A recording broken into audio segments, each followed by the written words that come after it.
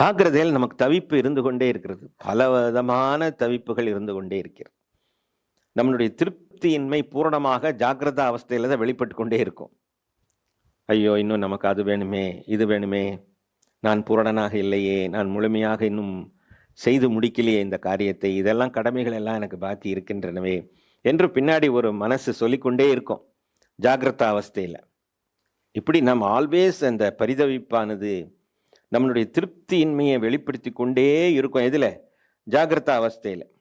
இப்ப நமக்கு இதுல இருக்கிற வான்ஸ், லைக்ஸ், டிஸ்லைக்ஸ் இதெல்லாம் இருக்கே, இந்த வான்ஸ், லைக்ஸ், டிஸ்லைக்ஸ் எல்லாம் இந்த ஸ்வப்னத்தில் வெளிப்பட்டுக்கும். அந்த ஸ்வப்னம் ரொம்ப வசதியானது. கதை, வசனம், டைரக்ஷன்லாம் பண்ணிக்கும் அதுவே. அப்போ நம்ம என்ன செய்யணும்னு விருப்பப்படுறோமோ அதை மைண்ட் வந்து ப்ரொஜெக்ட் பண்ணி கனவுல.